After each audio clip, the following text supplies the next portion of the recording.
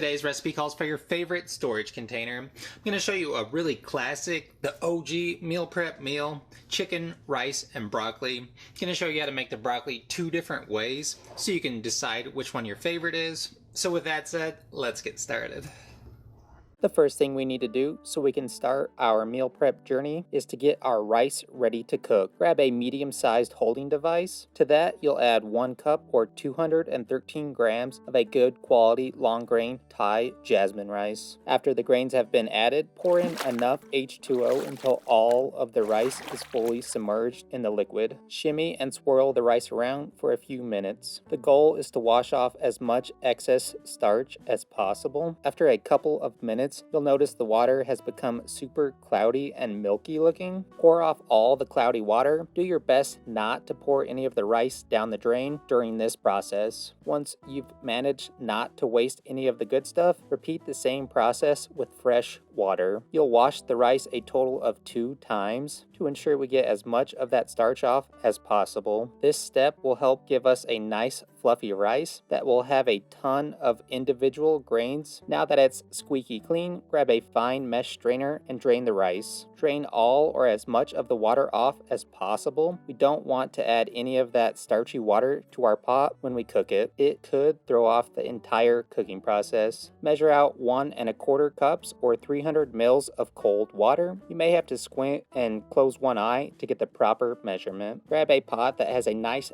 thick bottom and will also be perfect in size. We want something that will allow the rice to double in size once it's been cooked. Picking too large of a pot and the rice won't be submerged in the water, preventing it from getting a proper cook. Now that the dilemma of picking the right cooking tool is over, add the rice to the device. Grab the H2O and uncooked grains. Gently toss the pot over the heating element. Add the liquid in and give the pot a little shake to ensure all the rice is fully under the water and is in one nice even layer. Give it a few small pinches of coarse ground kosher salt. Crank the heat up to a medium-high heat. We'll leave it on this ripping high heat until the water hits a simmer, meaning it is barely starting to bubble. Once it has reached this point, throw a lid atop of the pot. You want to use a lid that has a tight, snug fit to it. After the top is on, turn your heat to a really low temp. Set a timer. We'll cook the rice on this low temp for 15 to 20 minutes, or until the rice has doubled in size, is fluffy looking, and is tender in texture. While it's cooking, don't mess with the pot, and also leave the lid on. Once you hear the buzzer go off, it's time to check on the rice. It should look pillowy and light. All the liquid should have been completely cooked off as well. You can check this by grabbing a rubber spat and getting it between the rice and the pan. If the bottom is dry, you know it's done. If your rice isn't done, put the lid back on and cook it for another few minutes. Once it's done, take it off the heat source with the lid still attached to it. We want to allow the rice to steam and rest for 10 to 15 minutes before we mess with it. After the resting period is over, gently fluff the rice to break it up from the large puck it is. Give it a quick taste test. If you're proud of your work, grab a half sheet tray, toss all the rice onto the sheet, make it into one nice even layer, set it aside to allow it to completely cool down so we can move on to the next thing. Broccoli portion of the meal prep next. We're doing this 2 different ways so you can decide which you like better. The first way we'll be making it will be a roasted style. Preheat the oven box to 400 Fahrenheit or 204 Celsius. After you have it up and running, toss a empty half sheet tray into the oven so it can preheat and become hot with the oven at the same time. It'll make more sense here in a few why we're doing this. The other way we'll be making the broccoli is by boiling it. Grab a large pot and fill it about halfway, or with enough water that you'll need to cook the amount of little green trees you plan on eating. Season your water with a couple of big pinches of coarse ground kosher salt. This will help season the broccoli while it cooks. Toss the salty water over a heat source. Crank the heat up to a high heat. We want the water to come up to a boil. Once we have the oven and water going, we can start prepping the broth. Grab 3 broccoli crowns, or roughly 2 pounds or 721 grams worth. We need to make broccoli florets. It's best to use a paring knife to do this job. Flip it on its head. Start to cut the pieces off the larger stem or root piece of the broccoli. You'll want to cut fairly close to the top of the floret. Leave about a 1/4 inch to a 1/2 inch of the stem on each piece. Do your best to make all the pieces roughly the same size. This will help ensure everything has a nice even cook to it. We're shooting for green chunks that are roughly medium in diameter. Pro tip, save some effort and time and go and buy pre-cut broccoli florets, or even easier, use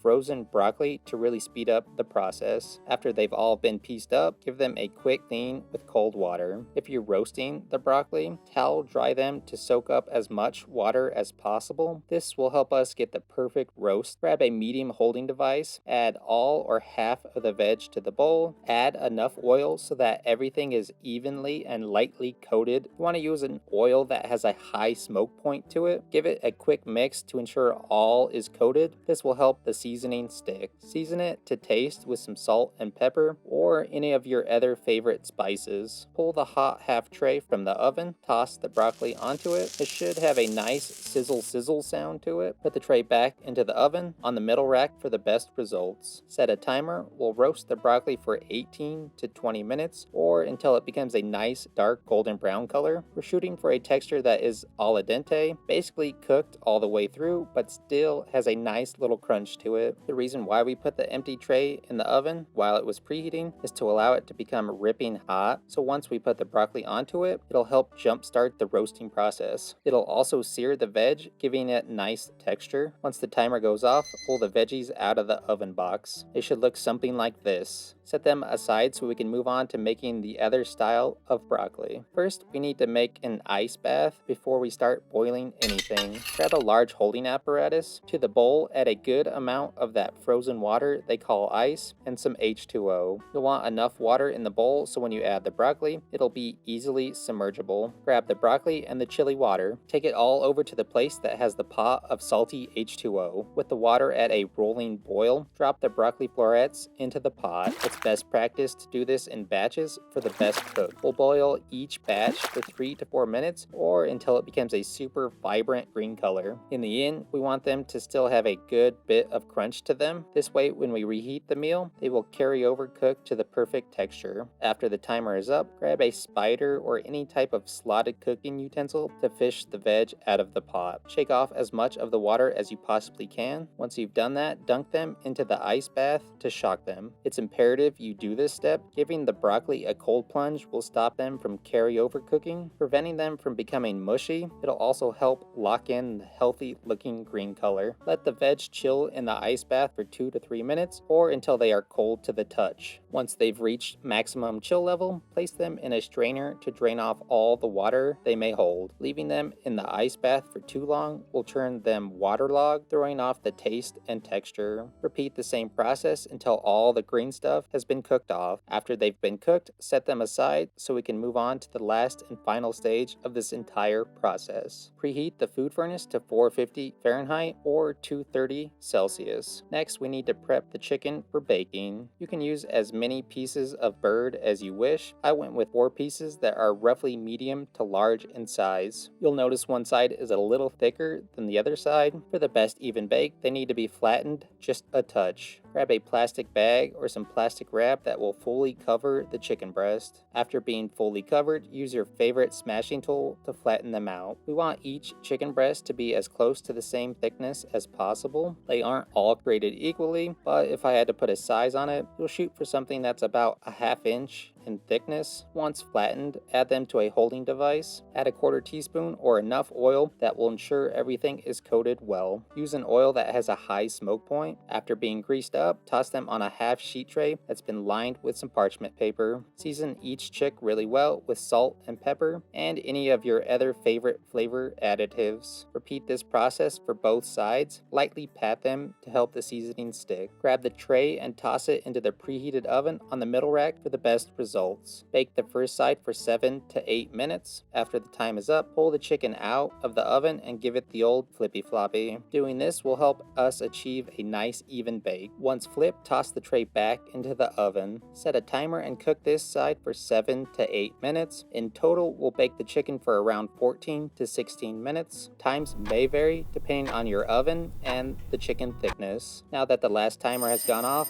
pull the goods out. Temp it with a thermometer in the thickest part of the breast. Ensure you keep it in the middle of the chicken to get the best temperature read. We are looking for a temp of 155 Fahrenheit or 68 Celsius. Once it hits this temp, you know it's done. If it doesn't hit this temp, bake it for a few more minutes till the desired temperature is reached. When the chicken is done, let them rest for 5 minutes. This will help keep the chicken super juicy. Grab all the completely cooled goodness so we can put it in storage containers. You can eye out all the meals or you can weigh out each meal. Get the total weight of the rice and broccoli, then divide it out to however many meals you're making. For the rice portion, each meal will have 116 grams of rice. The broccoli portion of each meal will be about 78 grams of roasted and 116 grams of boiled. The broccoli will be a little different every time you make this meal prep, just because it comes in so many different shapes and sizes. And since I did 2 different methods, I had a little bit less of roasted and more boiled. That's why the portions are completely different. If you don't have specific made meal prep containers, this is the best time to use old to-go vessels. Now you have a reason for why you saved so many of them.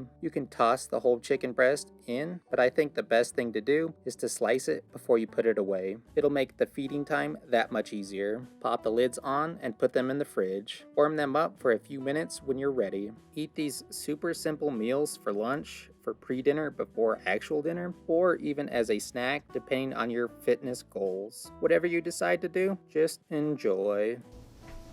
Alright, now that our meal prep meals are done, let's give them the old taste-a-roo. So looking at them, they both came out aesthetically pleasing. Here's our one with the roasted broccoli. It looks super delicious and it looks really enticing, like you just want to dig in and eat it. Here is our one with the boiled broccoli. It also looks really tasty. It's a lot greener in that department just because we boiled the broccoli instead of roasted it, but nonetheless, they both still look really good. So let's try them out. I'm gonna do this one because the roasted broccoli is my favorite, so let's try it. Roasted broccoli is hands down the best thing out there. It has that nice caramelization on it, and it has that tiny bit of char to it, so it brings some more flavor to the table. The texture on it is nice and crunchy and al dente. It's just perfect, and that salt really plays into that caramelized flavor that we got when we roasted it. This thing is just the best. I love roasted broccoli once again. All right, now after the broccoli, let's try the rice. Our rice is nice and spot on. It has the perfect cook on it. It's not overdone and it's not underdone. It's just right in that happy medium area where it has a little bit of texture to it. And it also has that really tasty jasmine distinct flavor to it. Now a little bit of salt we added helps bring out that flavor even more. So now let's try our chicken.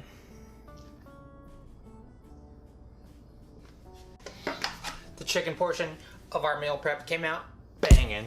The texture on it is perfect. It's nice and tender and kind of melts in your mouth, and it's super juicy and brings so much flavor to the table just from that juiciness and all those delicious spices on top from the onion powder and the garlic powder, and that spicy mix definitely enhances the goodness in this department. Yeah, can't forget the boiled boring broccoli. That also came out super good. It's not really overpowering in the flavor department, but overall the texture on it is nice and crunchy and al dente, and you just feel healthy because you're eating vegetables. But let's get a bite with everything. The ultimate bite. I know this is gonna be bomb.